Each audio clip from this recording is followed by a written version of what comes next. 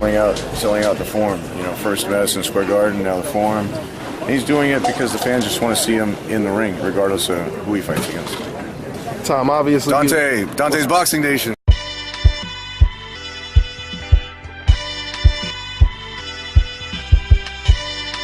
Me and Triple G would be the best competitive middleweight fight that there is. There's no other person that has a chance to beat Triple G like I do.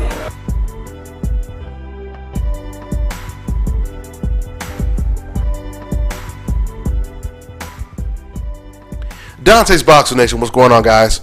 So that clip I just played for you guys, that was an interview conducted immediately following the Keith Thurman versus Sean Porter fight, where Danny Jacobs was talking about his eagerness to get in the ring with Gennady Golovkin. As you guys know by now, it is official, according to Danny Jacobs and Gennady Golovkin, that the fight will take place, Golovkin versus Danny Jacobs, March 18th in Madison Square Garden on pay-per-view, HBO pay-per-view. So since you guys heard what Danny Jacobs had to say about a potential fight with Golovkin back then, let me give you his first reaction to the fight actually being a done deal. Quote, "I'm excited about facing Gennady Golovkin and proving I'm the best middleweight in the world. On March 18th, I'll be bringing all the belts back to Brooklyn." End quote.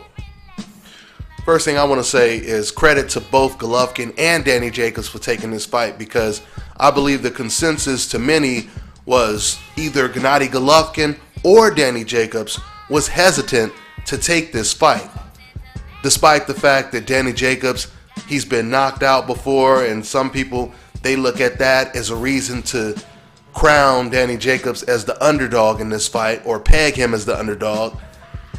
I mean, now, I for one, I really don't know how significant it is that he's been KO'd before. Of course, that was a lot earlier in his career.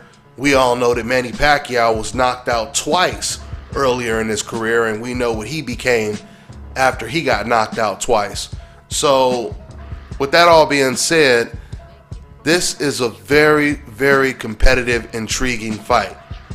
I truly believe that if Danny Jacobs goes in there and he fights Golovkin the way he fought Peter Quillin, especially if he doesn't get caught with something early, because there's a possibility that Golovkin could catch him early and this fight could be over really soon, right?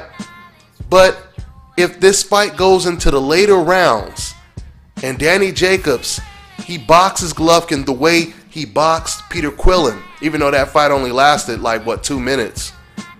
Because see, the thing with Danny Jacobs is, like I told you guys in my very last video where I was talking about the announcement of this fight, with Danny Jacobs, he could do a little bit of both. Or maybe he could do a lot of both. Danny Jacobs, he has great ring generalship. He can outbox you. He can box. He can move in the ring. He can fight on the inside. He can do a little bit of both. But Gennady Golovkin, on the other hand, is an extremely accurate puncher and has tremendous power, as we know.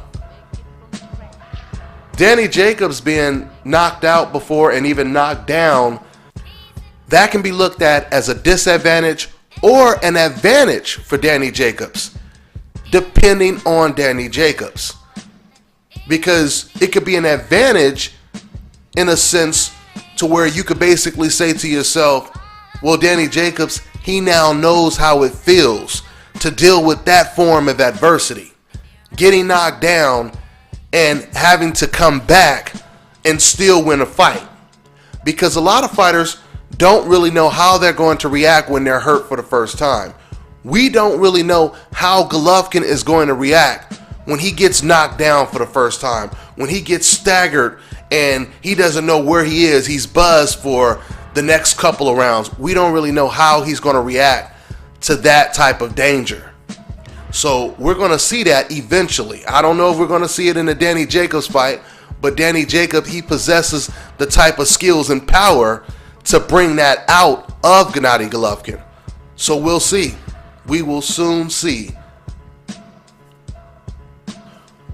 But I'll close with saying this. Even though this is a good step up in competition for Gennady Golovkin, because there's no doubt about it, this is Gennady Golovkin's toughest challenge on paper. For Danny Jacobs, if he wins this fight, this would be huge, because he would be slaying the dragon, basically. He would be defeating Goliath. That's how big this win would be for Danny Jacobs, considering the fact that he's going to go into this fight as a nice size underdog. So that's pretty much all I got for now, guys. I'm on to the next one. Hi, you're watching Dante's Boxing Nation. Woo!